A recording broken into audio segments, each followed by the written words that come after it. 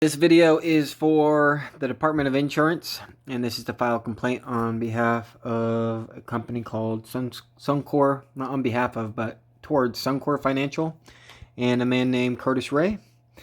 And I'm going to show these couple of videos first, so it's all important part of the process. We're going to go through, watch these 1, 2, 3, 4 different videos, and then after these 4 different videos, we are going to go through my Excel page. I'm going to share the video screen or the camera on my phone to my computer. And then after that, I'll have an explanation of what all these videos mean and why I think it should be a complaint. We're going to take your whole life plan, roll it into the MPI plan. Sorry, why I think this should be a complaint filed with the insurance. So each one I'm just going to play. I'm not going to really say nothing. Maybe I'll say something at the end, but they're pretty self-explanatory. And start getting the real results that you are expecting and deserving. The Cod Pill from YouTube also asked, what is the worst case scenario with MPI? MPI has a few scenarios that are Armageddon. One is that A-rated life insurance go out of business. That's never happened before, but it could happen. The world can come to an end and all that other stuff. So we trust the insurance companies.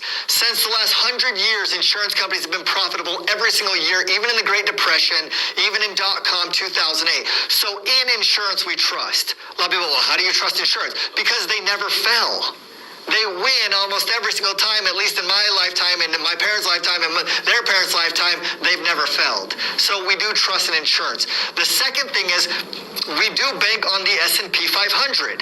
We are a life insurance contract with guaranteed security against market plummets, but we also bank on the growth of the stock market. So we need the stock market to continue to grow. That's happened for 150 straight years. It goes up and down, but because we don't lose, we only get the upsides of it. That is a pretty good 99% chance that it's going to work out. So when you include life insurance and the growth of the stock market, you combine them together, I'm projecting we have a 99.9% chance of success, but the world could always come to an end. Can't project that. That's answer number one. Michael Lee. Okay, so in that answer, he basically, I asked him what's the worst case scenario of the plan. And I know that there's other times that he's been asked those questions. So I'm going to show you those other times that he's been asked similar questions. And we're going to compare his answers. So the video I just showed you is from December 1st, today, which is December 1st, 2020. So the day that I'm making this video is the day that that question was asked. And I find his answer very interesting because it's much different than the answers that he's given in the past. And basically I called him out on what he's doing, and when I asked him the question again this time around, he has a much more conservative answer. So if you heard what he said, he didn't really say much, but let's compare it to what he said in the other times. MPI. First question. We do. We got Andre Feldler from YouTube. He says, can you please explain the Armageddon worst case scenario with MPI? And if it happens, are we able to stop the call option and just receive the dividend?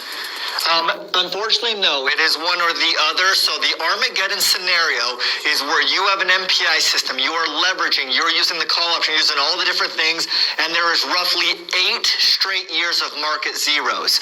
All our research says that with 8 straight market zeros, we're in trouble. That is in one scenario where we typically don't survive that.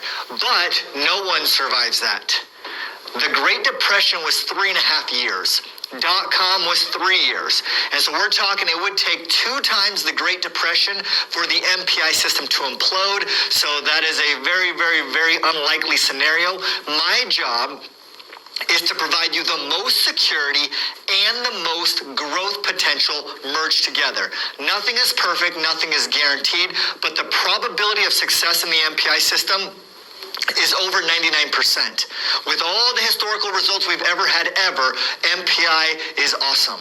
Could there be a scenario where it all implodes? That is a situation that could happen. Another thing, guys, go to my website, suncorfinancial.com. There's a lot of information on there, videos, all the videos I've ever made ever, content, things I've written, both my books, all those different things. You can get that on my website. Secondly, both my books, Everyone Ends Up Poor, The Lost Science of Compound. All right, so on that video, it was clear that he said that Armageddon is 8 years or more of down years in the S&P 500. in a little bit. I'm going to show you proof that that's not true. And then the other thing that he said, I feel like he said something else that was important, but we'll go ahead and skip it for now. Now let's go to the next video. I just want to provide this education to you. Sean Miller from TikTok asked, what kind of risks are involved and what kind of securities are there? Perfect. MPI is the most aggressive but yet guaranteed contractual security of any compound account out there.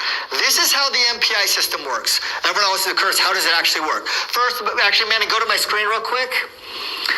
If you go to my website and you go to MPI, what is MPI? If you click on that, that will talk about the triple advantage, how we protect money, grow money, accelerate money. And then there's a video at the bottom that is what is MPI, how it actually works.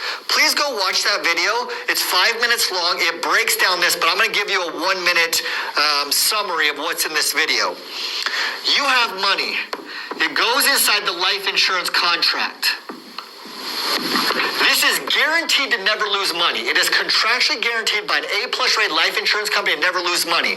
This contract is going to make you a 3 to 5% kind of a dividend-like growth every single year. That is what a whole life contract is. You give your money to life insurance, they put it in their bank account, makes you around 3 to 5%. That's where whole life stops, infinite banking, things like that. It's just not very good. We're going to take this money only. Never do we put your own money at risk. You have a contractual guarantee not to lose your money. We only take the 3 to 5% dividend-like growth, and we're going to go put it in the S&P 500 call option. Why did we do that? A lot of you probably just said, whoa, call options are risky. Yes, they are, but they can produce a ton of money for you. Around 70% of the time, the call option is good. 30% of the time, the call option is worthless. And so what we end up doing is this money goes into the call option. If it loses, we break even that year. In 2008, when everyone else lost up to 40%, we broke even. This call option makes around 7% on average. The good years and bad years, both of them combined, make around 7%. This money goes right back into your money, which goes inside the life insurance contract, so now it's guaranteed protected, makes you a bigger 3 to 5% dividend-like growth, and we buy a bigger call option. We do it over and over and over, and by doing this system, MPI is the only system. When we do this over and over and accelerate the compound interest, it can produce up to 15% average rate of return. That is with your good years and your bad years combined, up to 15% inside the security of a life insurance contract. Mark. Okay, so on that one, he said 15% average return. Obviously, S&P 500 over any period of time has never averaged that. And so for him to say 15%, basically the math that I'm going to show you in a little bit on my computer is going to prove that the rate at which he's getting that 15% return is a higher leverage rate than what he's showing to people when he shows them numbers. And even the numbers that he's showing now still don't line up with everything else that he's been saying about the Armageddon and worst case scenario. And I just feel like in that one, he made a lot of guarantees and said you can never lose your money, can never lose your money. And then all of a sudden said MPI. And what he's not explaining there is that MPI is an added factor in that graph that he just wrote. And basically MPI is the portion where you're taking out money and putting it back in and creating a loan spread inside your policy.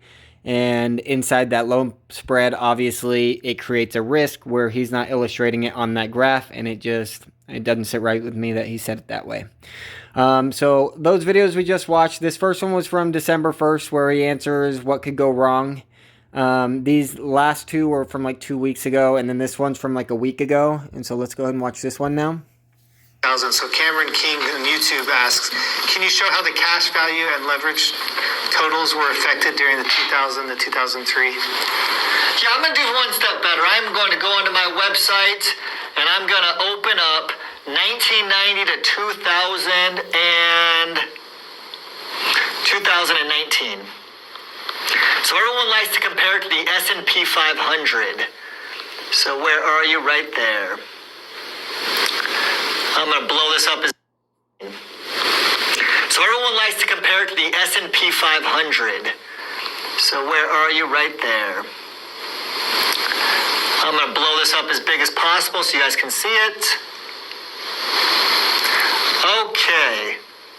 So here's the S&P 500 index fund with reinvested dividends versus the MPI system. You're going to see there was negatives, the S&P 500 are home runs and strikeouts and all that other stuff. If we would have taken $500 a month and started in 1990, what would it look like inside of 2019? S&P 500, the 90s were awesome and growing and growing and growing, and then .com crushed it, 162,000 all the way down to 115,000. MPI does have insurance costs, and it does have that 4% relock fee. So we had 116 and went down to 108. Look how little effect there was in 3 straight market plummets. We went from 117 to 108. A traditional index fund went from 160 to 115. Over $47,000 lost versus ours was $9,000 in fees and insurance and interest rate costs and stuff like that. As you play this out for 30 years, dollar exact, according to a 0.1% or 0.08% management fee, inside of the S&P 500 with reinvested dividends, $500 a month would have had around $828,000. Let's see if I can move this over. There. Okay, nice. MPI up to $1 million, a 20% increase in cash value over an S&P 500 with reinvested dividends. But more important is this right here. Look at the income. The 4% rule, up to $33,000 of income from the S&P 500 index fund. MPI up to $125,000. 4 times more retirement income off of slow, steady, and secure. And even look at that. The rate of return, 9.88 versus 7. Less rate of return produce significantly better results when it's inside of a secure compound interest account. But everyone's going to focus on what's my rate of return? What's my rate of return? What's my rate of return? That is not what you want to focus on. It's what is my rate of compounding? Those two things are not the same thing. And the moment you understand them, you're going to understand that slow, steady, and secure inside of secure compounding is how you produce the best future. Intensovet said from TikTok, all right, so in that one, we saw a lot right there. But at the end, we saw him talk about the 400% income greater than a 401k or a reinvested dividend S&P 500 IRA. And I mean, once we go through the math that I'm going to show you later, you'll see that he's over leveraged and he shouldn't be allowed to illustrate the numbers that he's illustrating right there. But then in addition, more importantly on that part, if you notice when he was talking about the 2001, 2002, 2003 negative down years, he actually doesn't go on to talk to the people and tell them that his process of building out an IUL MPI plan, is what he calls it, is that it creates more leverage every single year it's in existence. And so during this every single year, he happens to show the $8,000 loss inside the 2001, 2002, 2003 because it was in the first 15 years of the life of the policy. But the thing is that the margin that's being hit at the 30-year and then what gets hit after that once you actually hit your retirement is much, much larger margin than it was in the first 15 years of this specific plan. And so it illustrates that 3 down years isn't going to do much, and that's where he kind of gets the 8 years. You can't go broke without 8 down years in a row. But it's not acknowledging the fact that he hasn't completed building out the plan. And so if you complete building out the plan and then you get hit by 3 years of down years, different things start to happen. So I'm going to go ahead from here, show you what those different things are. Let's see here. Alrighty, you should be able to see my computer now. So right here, I just have that same little screenshot that I took. Where it has the same numbers that he was talking about. And first thing we're going to do is, looking at this graph to the left, I will tell you how much leverage is in the account based on certain S&P 500 returns. So basically, I can look at these numbers right here of the cash value, what happened in the S&P 500. So cash value, what happened in the S&P 500 in relation to their cap. and tell you how much of this account was just from the cash value gains and how much was from the margin gains. And so what in this example, what I do is I look at the age of 53, because in that year, at age 53, we see there's a negative 4.42%. So in an IUL, whether it's 0% or negative 100%, all those numbers add up to the same thing. And so it's really easy to calculate these numbers when you're doing a 0 or negative S&P return. So the cash value that he had in the account was $911,839. The new cash became $870,956 the year later. So if we look at this, we got the year before was $911,000, the year after $870,000 on the same year of the 4.42. Now, what that means is the account's net loss from that year on a zero down year was $40,883. Well, we know that $40,883 went to purchasing call options because the client still invested. It was actually $6,000 a year, and the cost of insurance is going to be somewhere between $5,000 and $10,000. So I basically just washed those two out and assume that the rest of the $40,000. All right, let's come back here and assume that the rest of the $40,000 is what was charged from the loan amount. So if we take that $40,000 and we divide it by 0.04, because we're assuming a 4% charge on it, we realize that we have a loan amount of $1,022,000.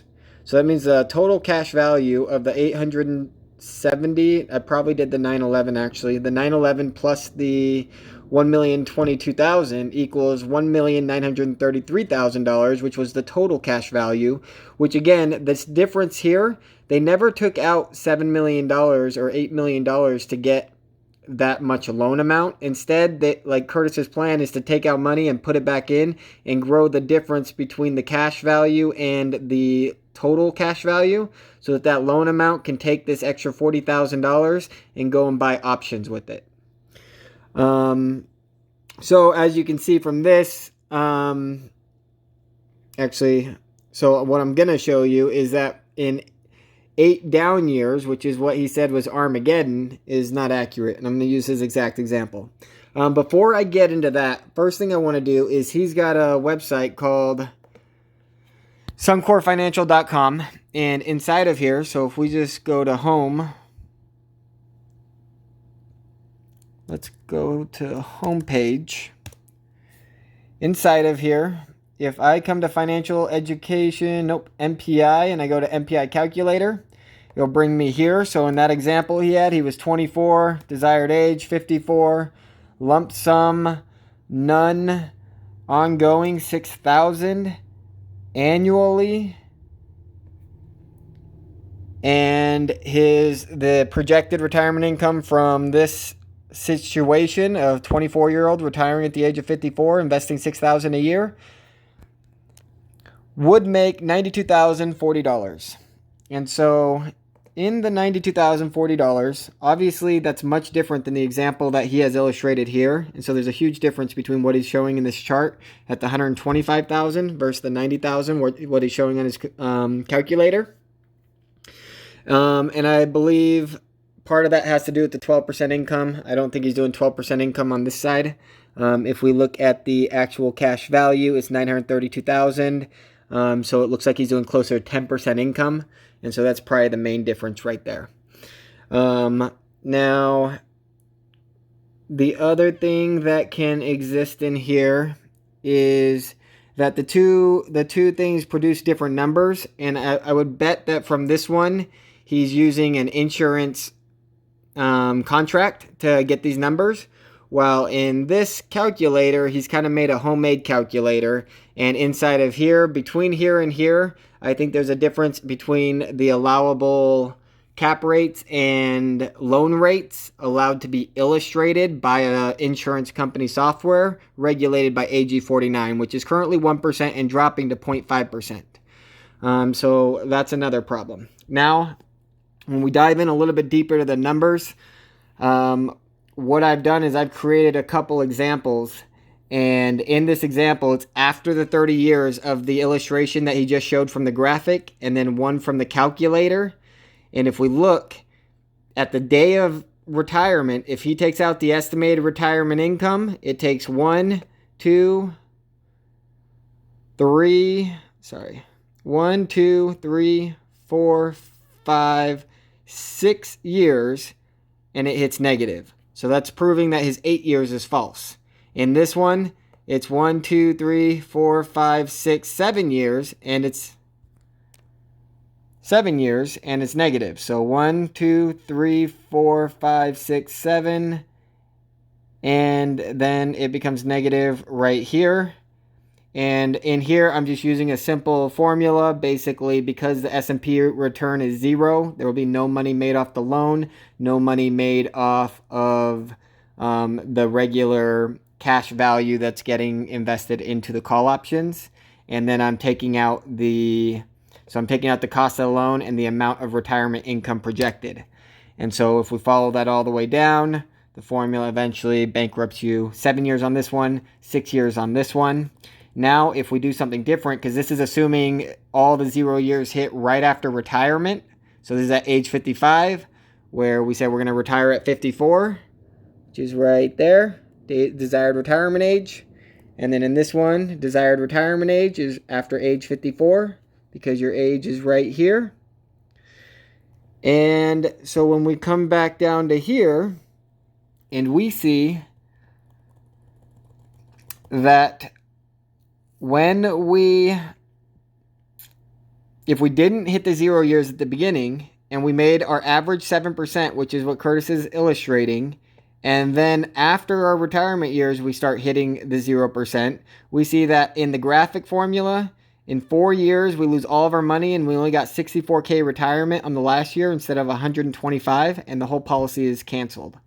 And so it only took 4 years, and it's because what he's not understanding is that the second we start taking retirement income, the insurance companies require you to put the same amount of loans. So whether it's loans that you were investing for MPI or it's retirement income loans, all of it's going to your cost of loan, and it's always going to increase this amount of loan amount. And so after a couple years of retirement, the amount of leverage that you're using, where we were we were seeing like 1 million at the start of retirement. Well, here at the age of 61, it's 1.9 million in loans and only 500,000 in cash value. And so now it's 75% loan and 25% cash value. And so he clearly has not done this math to determine what the worst case scenario is in people's retirements. And that's very questionable whether you should have somebody like that being an insurance fiduciary. So in this example, on the homemade calculator, it was 1, 2, 3, 4, 5 years. But in the 5th year, there was actually $0 in retirement income. So it was also 4 years. So both the home calculator and the graphic both say 4 years. If you hit the 0 years after you've already started your retirement, then you go broke. So I think that's a lot different than what he's telling people with 8 years, and I think people deserve to know the truth, and I think he's over-promising and under-delivering, and I don't think he's done the math to give people what they deserve. Plus, he's selling people on the 15% net ROI, which is less than what these are offering, and so if he is offering 15% net, then that means he's selling a different policy than what he's illustrating on his calculators, which means that it even has more margin. Let's see. I don't think he's treating his customers in good faith. I believe the product that he's selling is actually really good, and I just don't think that he's qualified to be able to understand how it works in actual retirement, but neither is the insurance company, and so they're both selling a product that they don't understand and they're not prepared to handle. In my expert opinion, he's being reckless with other people's money, and he's promising big dreams, and I believe that he should be slapped with the penalty, both financially and not being allowed to sell any more policies until he fixes all of his wrongs. And then, if he ever did become a learned and responsible fiduciary, He will then make a plan for his clients on what happens in retirement. And after he signs somebody up, he would show all the retirement possibilities. So basically, if 2 down years in a row during your retirement happens, this is what we're going to do. And then we're going to play every year by year. And we're going to give you as much retirement income as you can. But this is a projection of what it could look like in the worst case scenarios, in the average scenarios, and then in the best case scenarios. And in the best case scenarios, he'd be able to offer more retirement income than what he's offering right now. But I don't think he's done a very good job at all of explaining what the worst case scenarios are. It seems to be aggressive, and yeah, I think that's going to do it. And so if you have any questions, feel free to reach out to me. Thank you.